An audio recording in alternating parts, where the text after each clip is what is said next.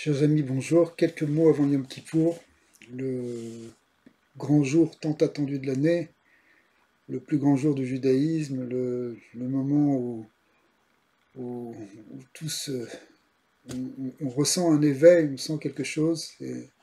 C'est le moment le plus profond. Alors, je vais partager quelques petits mots de réflexion sur cette fête de Kippour et plus exactement sur la dimension spirituelle de ce jour. Yom Kippour fait partie de ce qu'on appelle les Asara Yemei Teshuvah, les 10 jours de Teshuvah. Effectivement, on parle de Kippour comme le plus grand jour de la Teshuvah. Mais d'un autre côté, cette Teshuvah, qui veut dire retour, qui veut dire revenir vers Hachem, plus que l'idée de pénitence, elle est présentée d'une manière assez intéressante dans le Rambam, dans Maïmonide. Il nous explique qu'il y a 10 jours de Teshuvah. Et donc quand on dit 10 jours, a priori on compte depuis Rosh Hashanah jusqu'à Kippour. Et puis après il nous parle des jours qui sont entre Rosh Hashanah et Kippour. Autrement dit, Rosh Hashanah et Kippour ont une situation, une place qui est un petit peu différente. Ils font partie de la Asara Yemei Teshuvah, des 10 jours de Teshuvah, sans en faire réellement partie. Ils sont une place à part. Ce qu'on comprend bien, puisque c'est des jours quand même de fête, même Rosh Hashanah. On ne mentionne pas du tout les fautes à Rosh Hashanah. Bon, on dit que c'est parce que c'est le Yom Hadin, c'est le moment du jugement, mais c'est aussi parce que c'est pas ça le travail de Rosh Hashanah. Rosh Hashanah, hein, le travail fondamental, c'est l'idée d'être Mamlir Hachem, c'est-à-dire de faire régner Hachem, de prendre Hachem comme roi. Alors l'idée de royauté, de Malchut, c'est quelque chose qui peut nous paraître un peu loin aujourd'hui. Hein. La notion de roi, c'est pas quelque chose qui est même dans les pays où il y a des rois, ça n'a pas la même signification que ça pouvait avoir dans le temps. Alors on peut se demander d'ailleurs pourquoi nous on continue d'utiliser ce symbolique de dire Hachem Meler, que Dieu est le roi, et le voir comme le roi. Alors, si on regarde un peu au-delà de l'image, la notion de Malchut, de royauté, représente en fait l'idée de pouvoir. Le roi, c'est celui qui agit, qui nourrit son peuple, et qui protège son peuple, et qui domine son peuple. C'est ça, symboliquement, ce que représente la Malchut. Donc dire que Dieu, il est Meler, qu'il est le roi, ça veut dire qu'en fait, il a le pouvoir. Alors, c'est intéressant de dire qu'il a le pouvoir parce que on pourrait tenter de dire que, bon, ben, bien sûr, il y a un Dieu suprême, extraordinaire, très grand, immense, infini, qui est au-delà de l'univers, mais qui dit qu'il intervient dans les choses de ce monde. Dire qu'il vient et qu'il donne une importance aux choses que nous on fait dans ce monde, c'est déjà quelque chose que en fait la Torah amène. C'est-à-dire que, d'ailleurs on retrouve ça dans l'idée de halacha, de dire que oui effectivement dans les gestes de la vie quotidienne, ça peut avoir une relation avec Akadosh Baruch Hu, avec Dieu. Dire qu'il est Meler, c'est dire que en fait ce pouvoir, c'est lui qui domine dans le monde. Même si extérieurement, on n'a pas l'impression, on a l'impression que c'est au contraire qu'il y a des bons, il y a des mauvais, il y a des gens qui vont contre, des gens qui vont pour, il y a toutes sortes d'avis, toutes sortes de forces d'opposition. Et comment on peut dire qu'Hachem est Meler? Comment on peut dire que c'est lui qui est le roi? En fait, c'est le travail de Rosh Hashanah, c'est d'en prendre conscience. Alors, même si, c'est peut-être pour ça d'ailleurs que, même si on dit que le monde entier passe devant Dieu à Rosh Hashanah, essentiellement c'est le Ham Israël, le peuple d'Israël qui est là et qui fait cette fête parce que c'est le Ham Israël qui prend conscience de cette royauté, de cette malchoute, qui exprime que Hachem, il est le Meler. En fait, dans le langage de la Kabbalah, cette notion de dire qu'Hachem est Meler, c'est vraiment dire qu'il est un dans ce monde. C'est-à-dire quoi, un dans ce monde? Ça veut dire que, même si, par exemple, il peut nous arriver toutes sortes de choses, on peut avoir un événement difficile, des gens qui vont contre nous, des gens qui parlent mal de nous, et des gens qui s'opposent dans la famille, dans le couple, au travail, des voisins, etc., ou des pays à un autre niveau, eh bien en réalité, la émouna profonde du clan d'Israël, c'est de dire que non, Dieu est un, que c'est lui qui dirige tout ça. C'est-à-dire que derrière même quelque chose qui a l'air de s'opposer à nous, en réalité c'est Hachem qui est là et qui le fait pour le bien et qui c'est lui en réalité qui dirige. il y a une providence qui fait que les choses sont organisées par une intelligence suprême qui, finalement, amène le monde dans un certain sens. C'est un travail de Emouna, mais c'est aussi un travail de conscience. C'est-à-dire, au fond, finalement, Rosh Hashanah, qui ouvre cette période de Tishri et qui ouvre cette période des 10 jours jusqu'à Kippour, eh bien, c'est cette prise de conscience, c'est ce retour, c'est ça le vrai retour, le vrai sod de la Tchouva, c'est le retour vers la conscience de l'unité d'Hachem. Et cette unité, elle va commencer par ça, par un travail où finalement on dit, ok, même si pour l'instant je ne le perçois pas, je ne le comprends pas, mais en tout cas j'accepte l'idée que Hachem est le Meller. C'est ce qu'on va dire le jour de Rosh Hashanah, et ce qu'on va continuer de dire jusqu'à Yom Kippour. À Yom Kippour, on va arriver à un autre niveau en fait, où là on parle, dans un autre langage, on dit qu'on passe de Rosh Hashanah sur le Kisédine, sur l'attribut de rigueur, ensuite à l'attribut de miséricorde à Yom Kippour. Mais en fait, derrière cette miséricorde, c'est un autre niveau de conscience qu'on peut toucher le jour de Yom Kippour. Et c'est pour ça que ça va être le plus grand jour. En fait, ici, on touche une autre notion du Yichud Hashem, de l'unité d'Hachem, qui est que finalement, c'est Hachem qui fait tout exister. C'est pas simplement lui le pouvoir, mais c'est lui qui donne l'existence au monde, c'est lui qui nourrit, qui donne la vitalité et la possibilité d'être à tout ce qui existe. Cette notion, on la retrouve, pour la retrouver à Yom Kippour, on va se détacher justement du monde matériel. Les 5 choses dont on se prive à Yom Kippour, le fait de ne pas manger, de ne pas boire, de ne pas s'enduire, de ne pas mettre des chaussures en cuir, etc., c'est une manière pour nous de nous détacher de la matérialité. Alors, on sait très bien que toute la Torah nous demande d'être dans le monde matériel. Si on est dans un corps, c'est pour agir dans ce monde-ci. Les enseignements de la Chassidut insistent beaucoup là-dessus. Mais cependant, il y a des moments, où il y a un moment, en tout cas dans l'année, qui est Yom Kippour, où on se détache de cette matérialité pour être un peu comme des malachim, comme des anges.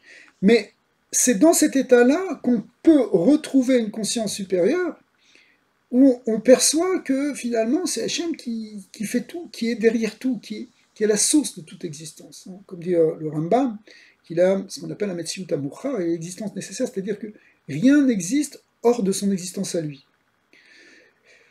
Dans le langage des kabbalistes, ça s'appelle la conscience de l'unité supérieure. Yehuda Ila dans le Zohar, c'est la conscience supérieure. Alors que le fait de comprendre qu'il est le Meller, que c'est lui le pouvoir, c'est la conscience inférieure. C'est-à-dire, nous sommes des créatures, on est tous différents, il y a des choses qui vont avec des avis différents et des forces différentes, mais en fin de compte, il y a une unité de tout ça, il y a quelque chose qui harmonise tout ça vers un certain but. Ça, c'est l'idée du Yehuda Tata, le Yehud inférieur, par lequel on commence à Rosh Hashanah. Mais au moment de Yom Kippour, on arrive au Yehuda Ila, le Yehud supérieur, l'unité supérieure, la conscience de l'unité à un niveau supérieur, qui est que rien d'autre n'existe à part lui. En fait, à la fin de Kippour, les deux doivent être réunis complètement. C'est un autre niveau qu'on appelle l'union de ces deux perceptions de l'unité.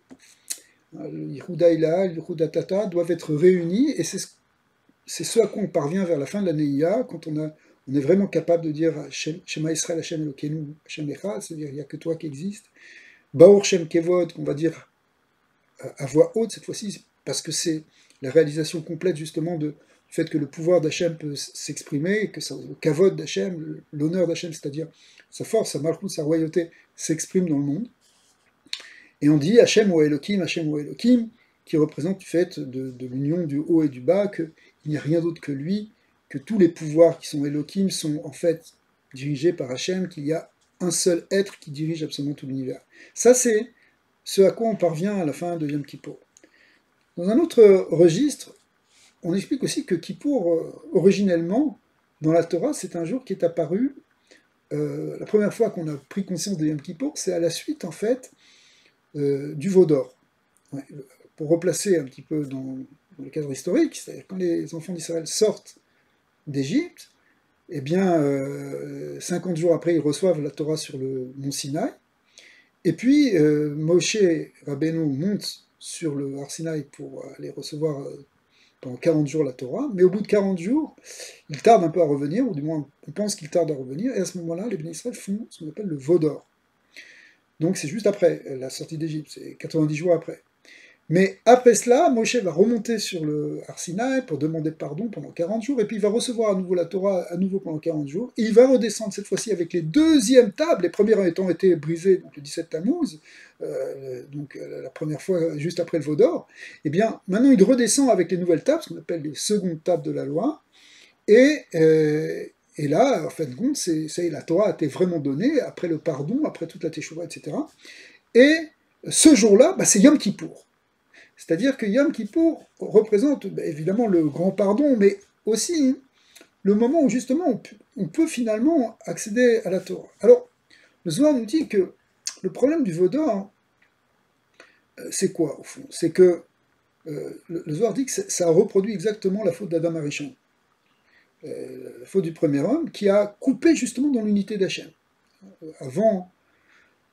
Avant la faute, Adam était présenté comme nu, c'est-à-dire qu'il n'avait pas conscience de lui-même en tant qu'égo, si vous voulez. Il se percevait au sein d'une harmonie de l'unité divine. C'est avec la faute, qui est en fait la faute de la conscience du bien et du mal, c'est-à-dire il est rentré dans une conscience duelle, où il a séparé avec l'unité divine, il a cassé l'harmonie qui était là au départ, et il rentre dans une conscience individuée qui fait que effectivement là, il a conscience de son propre corps, il a conscience de sa nudité, etc. Ce qui prouve qu'en fait, il se sent maintenant séparé de l'unité. Et d'ailleurs, Hachem va lui dire, parce qu'il se cache dans le jardin, symboliquement, ça veut dire qu'il se cache dans des couches de notre personnalité, on se cache, et puis Hachem lui dit, Ayeka, où es-tu? Mais n'aie pas peur, en vérité, tu n'es pas séparé. La séparation de Adam, c'est une séparation qui vient dans la conscience, c'est-à-dire au niveau de la conscience de l'unité. On n'a plus cette conscience d'unité, on rentre dans la conscience d'un monde divisé, d'un monde fractionné, séparé, où j'existe de manière donc séparée. Donc je rentre aussi dans la peur, cette peur qu'on va retrouver aussi avec Caïn, qui se sent complètement en exil, après avoir encore plus fauté, donc ça veut dire après s'être encore plus séparé, mais cette séparation au fond, elle est dans sa conscience à lui, parce que du point de vue divin, il n'y a jamais de séparation, puisque Dieu porte toute cette unité, toute cette existence, cette unité divine, elle n'est pas affectée ni par le voilement originel, ni par la faute. Le veau d'or, nous dit le Zohar, reproduit exactement cette faute d'Adam Arishon, au sens où elle vient casser, briser quelque chose au niveau de l'unité. Et l'unité, effectivement, voilà, on a maintenant un veau qui représente quelque chose, qui représente la puissance, la force, qui va aller devant nous, mais on s'est coupé avec la transcendance divine, on n'est plus, on vit de manière autonome, sans être dans ce rapport avec cet infini divin.